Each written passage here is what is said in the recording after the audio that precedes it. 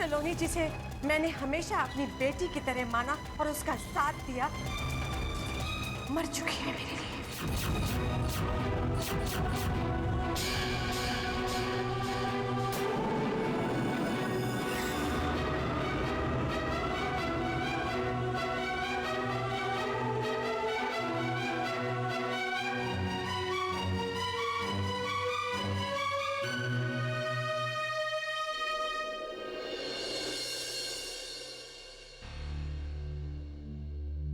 क्या बात है बेटी, जीवन में संकट में घेर लिया है। तुम्हारे दुखों का कारण तो मैं नहीं जानता, लेकिन इतना अवश्य कह सकता हूँ कि यदि तुम सत्य के साथ हो, यदि ईश्वर में तुम आस्था रखती हो, तो तुम्हारी सारी समस्याओं का अंत होकर रहेगा।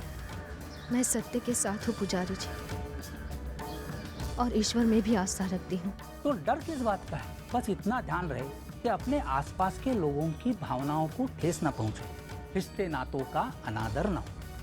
अपने कर्तव्य का पालन करते समय ये मत भूलना कि अपनों के सुख के लिए कई बार अपने सिद्धांतों से, अपने विचारों से समझौता भी करना पड़ता है। जो लोग तुम्हारे जीवन में महत्वपूर्ण स्थान रखते हैं, तुमसे स्नेह करते हैं, उन्हें दुख देकर जीवन में सुख कभी नहीं मिलेगा। ईश्वर तुम्हारी रक्षा करे।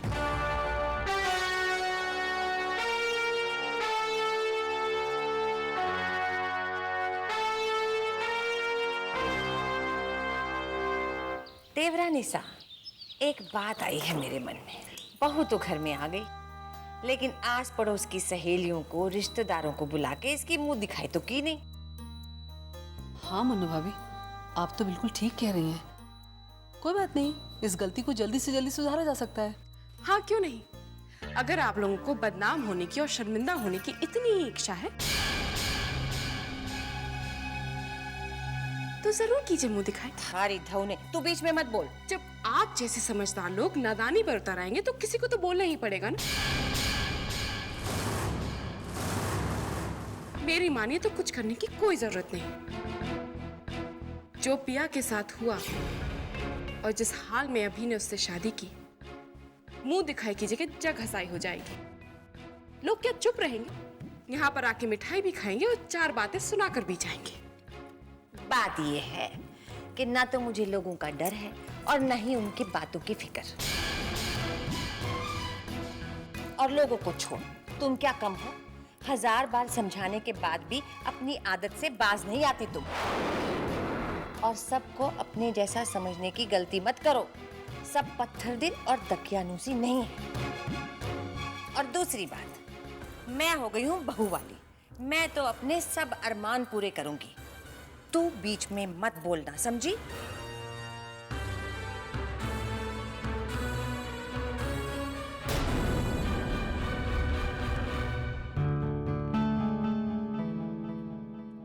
ना बेटा, तू क्यों फिक्र कर रही है?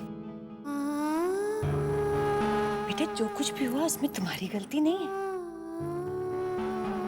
अत्याचार तुम पे हुआ, तुमने सहा। तुम गुनहगार नहीं हो जो लोगों से मुंह छुपाओ। और बेटा, ये दुनिया ना उसी को दबाती है जो उससे डरता है। इसलिए सर उठा के सबका सामना करना सीखो। फिर देखो, यही दुनिया तुम्हारी हिम्मत की दुहाई देके तुम्हें सलाम करेगी। तो तय हो गया देवरानी साहब, हम लोग कल ही अपनी बहू की मुंह दिखाई कर रहे हैं।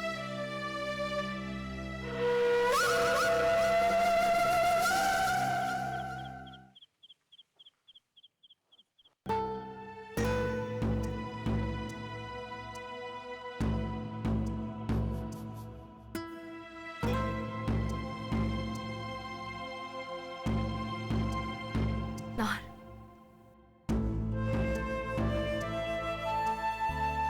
आप सबको नाराज किया है मैंने। पूरा परिवार मेरे खिलाफ है। जानती हूं कितने दुखी हैं आप, लेकिन एक बार ये तो समझने की कोशिश कीजिए कि मैं भी आप सबकी तरह इस घर की खुशियां ही चाहती हूँ। मैंने वही किया जो मुझे सही लगा, क्योंकि सच्चाई मैंने सुनी है नाहर। अब आपसे भी सहारे की उम्मीद ना करूं तो किससे नाहर? मैंने हर बार तुम्हारा साथ दिया है सलोनी, और जब नहीं दिया है तो मैंने तुम्हें अपनी मजबूरी और वजह भी बताई है। इस बार मैं मजबूर हूं, क्योंकि सवाल इस घर की बेटी का है। मेरी बहन की जिंदगी दांव पर लगी है सलोनी। यही तो मैंने कहा था। तुमने पिया की जिंदगी को और मुश्किल बना दिया है, और अब पिया और हमारे घर के बीच जो दीवार खड़ी है उसे तोड़ना भी तुम्हारे ही हाथ में है। मैं तुमसे रिक्वेस्ट करता हूं, प्लीज प्लीज अपनी ये जिद छोड़ दो। ये जिद नहीं है। और क्या है सलोनी, तुम देख रही हो ना, पिया हमारे लिए पराई हो गई है। भाई साहब ने खाना पीना छोड़ दिया है, और क्या चाहती हो तुम?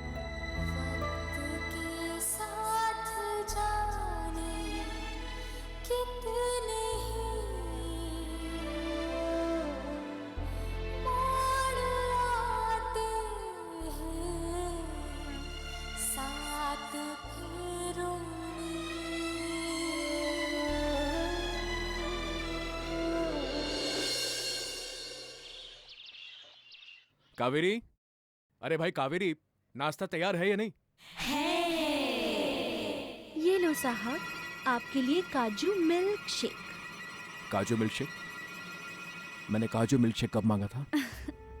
वो क्या है ना साहब, कुछ बातें कहनी नहीं पड़ती, सिर्फ देखनी और समझनी पड़ती हैं। हाँ, अब कोई और ना देखे तो ना सही, मुझे तो सब दिखता है ना कि मेरे साहब रात दिन इतनी मेहनत करते हैं, ना खाने का ख्याल, ना अपनी सेहत की फिक्र। इसलिए मैं ये खास शेक आपके लिए बनाकर लाई हूँ। और हाँ साहब, आज से आप अपनी फिक्र बिल्कुल भूल जाइए। ये गिन्नी है ना, गिन्नी आपका सारा ख्याल रखेगी आज से। हाँ, आपके खाने पीने सेहत सब फिटम फिट कर दूंगी मैं। इसे यहाँ टेबल पर रख दो। हाँ हाँ, क्यों नहीं।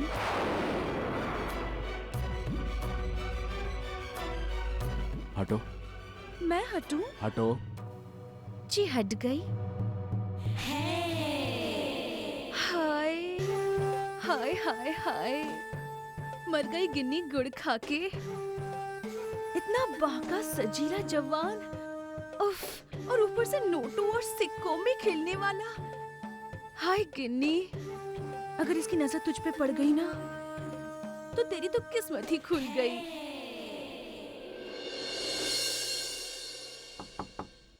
Yes. Come in.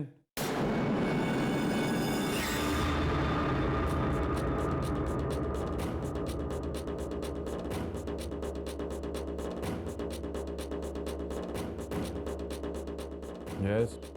भाई साहब,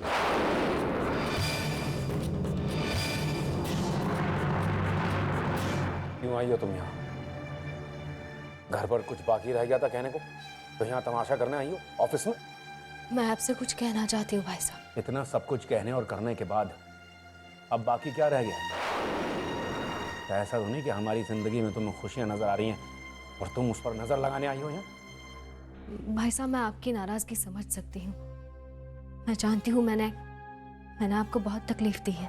नहीं सलोनी, तुम्हें जरा सा भी अंदाजा नहीं है कि हमें कितनी तकलीफ हुई है। अगर होता तो तुम ये कदम कभी नहीं उठाती। जिस बहन के लिए हम दोनों भाई अपनी जान दे सकते हैं, उसी बहन की जिंदगी में तुमने जहर घोला है सोनी। और वो भी तब जब वो अपनी नई जिंदगी की शुरुआत करने जा रही थी।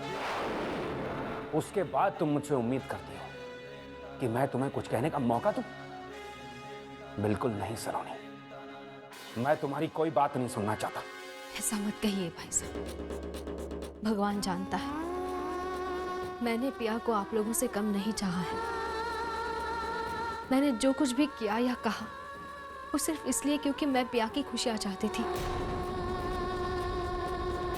ये मेरी बदकिस्मती है कि मैं अपनी बात को सही साबित नहीं कर पाई, और आज इसलिए मैं आपकी नाराजगी सहने हर बात सुनने के लिए तैयार हूँ, लेकिन सिर्फ एक बार मुझे अपनी बात कहने का मौका दीजिए भाई साहब, प्लीज।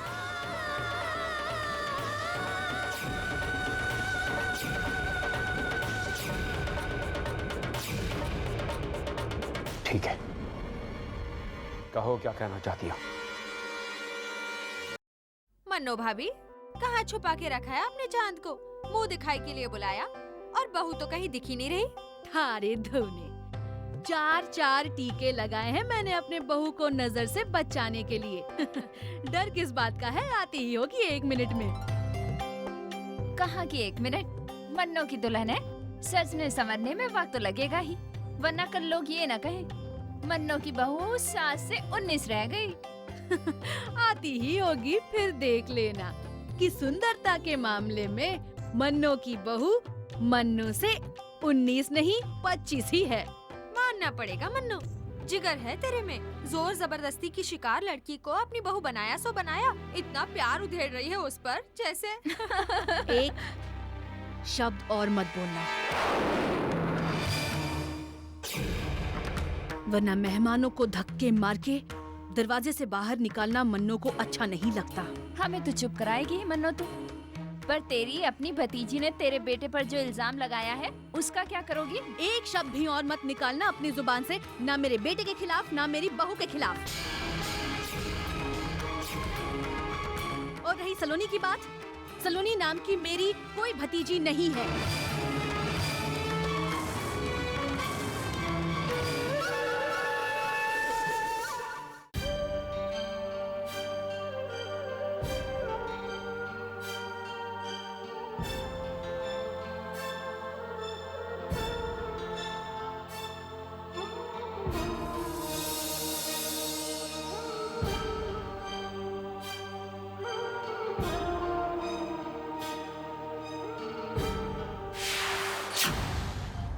एक ब्राह्मण होकर अपने हाथों से ये पाप करवाते आपको शर्म नहीं आती?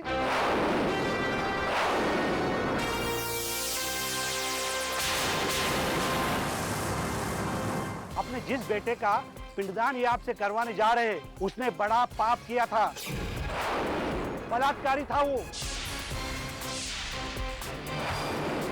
जिस इंसान ने एक मासूम लड़की की इज्जत लूटकर उसके जिंदगी में तूफान खड़े कर दिए, उसका पिंडदान कर आप उसे उस लोक में पहुंचाना चाहते हैं?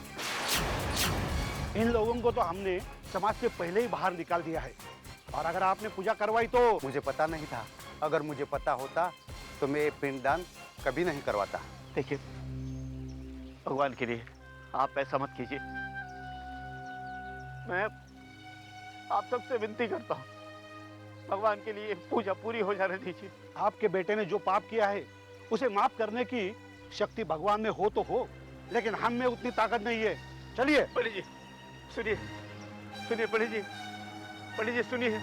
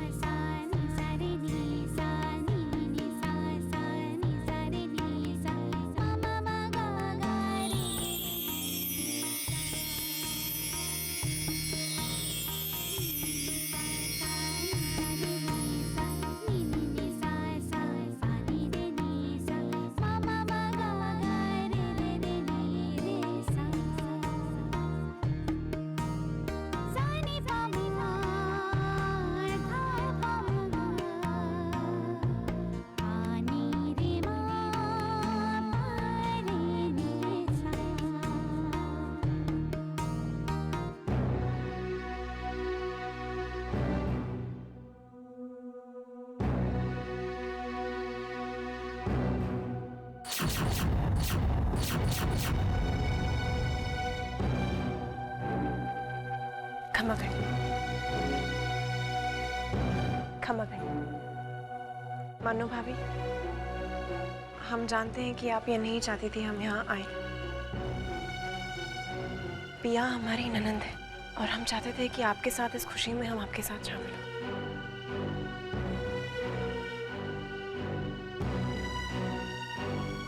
मन्नू, बड़ी तकलीफ के बाद पिया की जिंदगी में खुशी के दिन आए हैं और कहते हैं कि अपनों के साथ के बगैर वो खुशी अधूरी रह जाती है।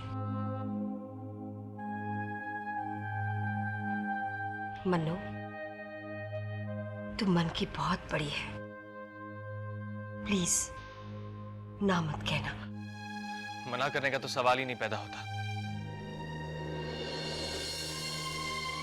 पिया से अगर मेरी शादी होगी इसका ये मतलब नहीं कि आप लोगों का पिया पर हक खत्म हो गया। आइए, आपका स्वागत है, प्लीज आइए आइए, पधारिए। ब्रजेश जी और नाहर बन्ना बाहर कार वार पार्क कर रहे हैं क्या? नहीं, वो बाद में आएंगे। माना सलोनी जी शादी के खिलाफ थी, लेकिन नाहर बन्ना और ब्रजेश जी अपनी बहन की मुंह दिखाई में नहीं आए। ब्रजेश और नाहर भैया ऑफिस में और वो सीधा यहीं आएंगे ऑफिस से।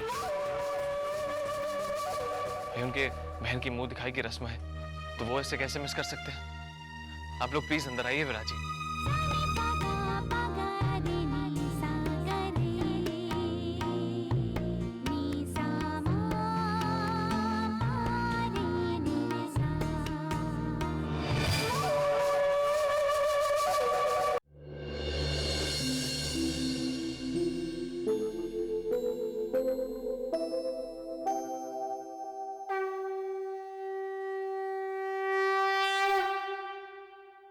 मैं जा रही हूँ बाबू।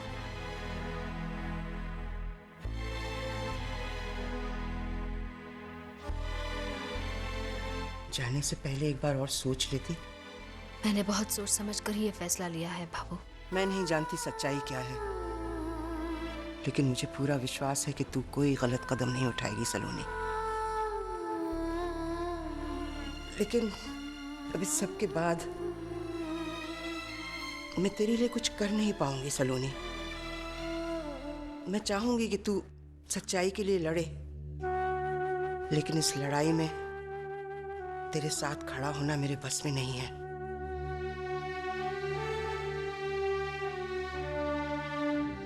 मैं जानती हूँ बाबू, लेकिन आप मेरे पीछे खड़ी रहकर मेरी हिम्मत तो बढ़ा ही सकती हैं। मैं हमेशा तेरे साथ हूँ बेटा।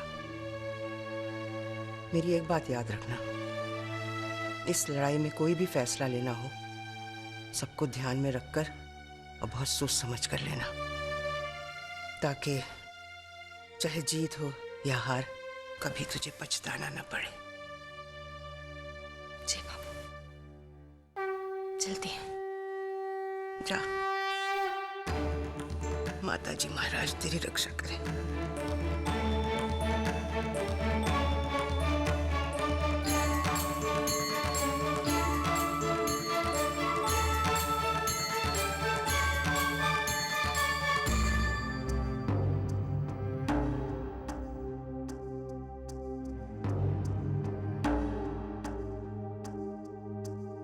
कहते हैं एक बाप के लिए अपने जवान बेटे को कांधा देना सबसे बड़ा बोझ होता है, लेकिन आज मैंने जाना उससे बड़ा बोझ होता है अपने बेटे के कर्मों को ढोना, जो जाने के बाद पीछे छोड़ जाता है। और मैंने तो ये दोनों ही बोझ एक साथ ढोए हैं। हे भगवान, क्या कमी रह गई थी हमारी परवरिश में। श्री, तुमने कैसा क्यों किया बेटा? क्या क्या सपने देखे थे मैंने।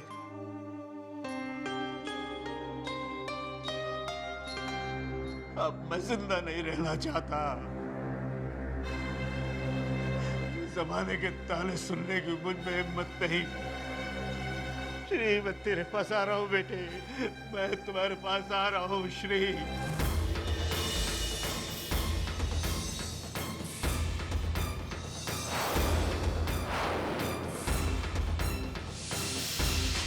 ये क्या कर रहे हैं आप? ये क्या कर रहे हैं आप? इतने हार गए कि हार कर अपनी जान दे रहे? क्यों कर रहे हैं आप ऐसा? सब कुछ जानते हुए तुम भी मुझसे ये सवाल पूछ रहे हो सलोनी? कैसे जिंदा रहूं मैं? कैसे सामना करूं दुनिया के सवालों का, उनकी नफरत का? क्यों? क्या श्रीधर के साथ सारी दुनिया खत्म हो गई? क्या आप मेरे लिए नहीं जी सकते? अगर मैं कहूं कि मुझे आपके साथ की जरूरत है तब भी नहीं? अगर मैं कहूं कि मुझे आपके सहारे की, आपके हौसले की जरूरत है तब भी नहीं? क्या तब भी आप मुझे अकेला छोड़कर चले जाएंगे?